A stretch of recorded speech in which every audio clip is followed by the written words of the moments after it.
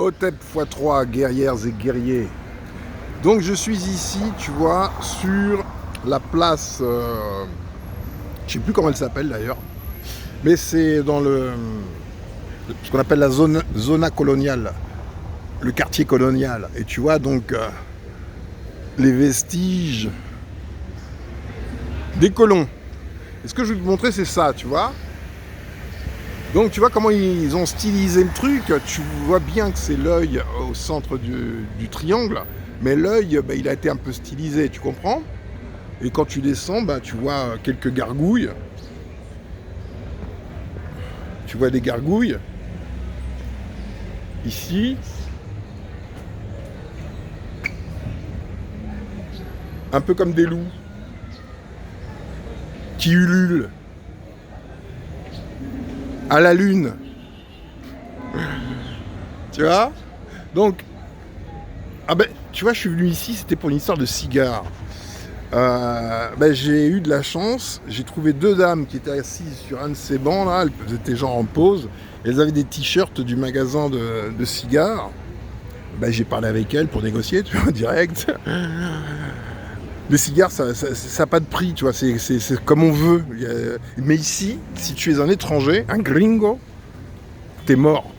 faut que tu aies un remplaçant, tu vois. Au moins, tu te fais carotter, mais du matin au soir, c'est un sport ici. Il n'y a pas de « Ah, on est frères, on est noirs ». Mais non, il n'y a pas de noirs. Non. Ici, je t'ai dit, les dominicains sont dominicains. Ils se foutent royalement de tout le reste. Donc, en conclusion, tu payes tout super cher, quoi, si tu connais pas les trucs du pays, quoi. Donc, j'ai trouvé ces deux dames. Elle va me vendre 50 gros cigares, tu vois, plus gros que ce qu'elle m'a sorti ça du magasin, cadeau, tu vois, tranquille, sympa, pour que je goûte. C'est des caobas, vraiment pas mal. Hein. Les 50, elle me les fait pour 2000 pesos, donc ça fait combien 2000 pesos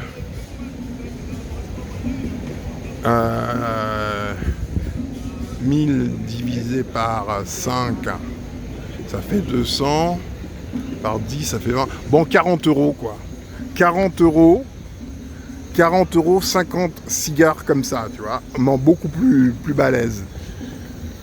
Super bonne affaire. Mais c'est pas des Arturo Fuente. Donc, je vais faire le même deal avec des Arturo Fuente Cuban Bellicoso. Je vais voir comment je trouve à négocier ça. Mais ici, quand tu passes la frontière, à la douane, tu peux pas avoir plus que 50 cigares. Voilà. Donc là, je vais en avoir assez pour la fin de mon séjour, je pense, très largement. Je vais voir comment ça se passe. Voilà. Donc, tu reconnais. Regarde, Christophe Colomb. Je t'avais fait une vidéo, je crois que c'est je l'avais fait en deux parties, ça s'appelait une histoire d'amour. Et ça mettait en évidence... Waouh, il y a plein de pigeons. Wow. Ça mettait en évidence... Excuse-moi, je suis un évitement de pigeons. Wow, hey, yeah, go. Ça, c'est Paris. Ouais, donc tu vois, Christophe Colomb. Tu vois comment il est, Christophe Colomb? Tu vois sa main là, tendue vers le on ne sait pas quoi, mais lui, il sait où il va. Ça, je t'avais fait une vidéo, donc je crois que c'est dans une histoire d'amour, où on parlait d'un certain Rochambeau. Et une statue était élevée en son honneur. Je t'avais montré que ô combien leur salaud, leur pourriture était valorisée. Et tu vois qu'il y a toujours, comme je te le disais, cette main tendue. Tu la trouves sur les statues de Napoléon, partout. C'est la signature de la maison. Je te dis la maison, mais tu sais de quelle maison il s'agit. Tu vois, tu as vu l'œil dans le triangle. Quand tu vois ça, tu sais chez qui tu es. Tu vois, là, clairement, tu sais chez qui tu es. Donc ici, c'est la zona coloniale. Et on peut dire que ici c'est vraiment le quartier français, hein, quelque part, tu vois. Je suis passé devant la terrasse du café qui est là. Il y avait trois militaires français, donc comme ici à l'ambassade de France, donc je pense qu'ils travaillent à l'ambassade. Mais même les tronches des militaires, tu vois le style de militaire dont on parle, tu vois ce que je veux dire. Faut que tu comprennes, t'es pas en France. Dès lors que t'es hors de France, l'armée c'est autre chose.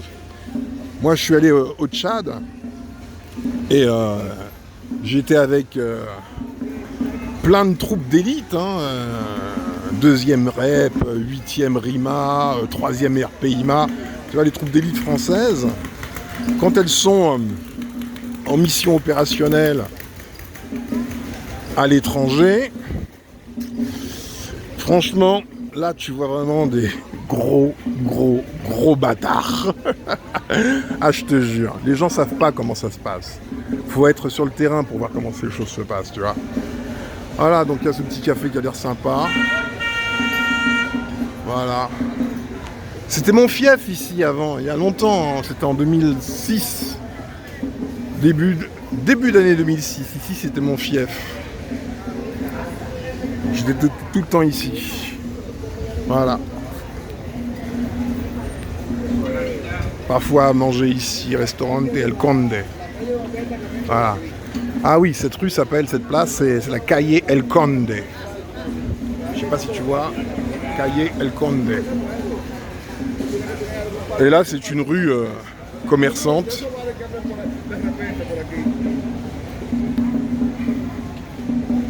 Et tu vois des statues.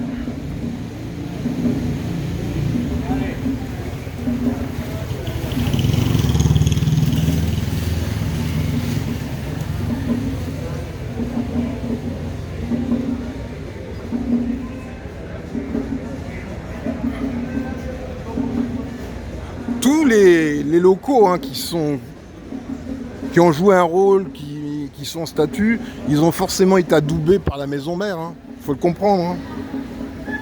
T'es dans une secte, hein, je te l'ai dit, c'est la secte. Faut que tu comprennes le film Eyes Wide Shut, sauf que la secte, elle est planétaire, tu vois, c'est pas juste un château où se rencontrent quelques personnes, là c'est toute une planète.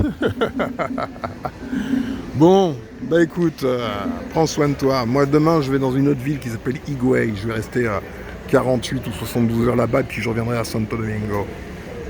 Je te souhaite de passer une bonne fin de journée.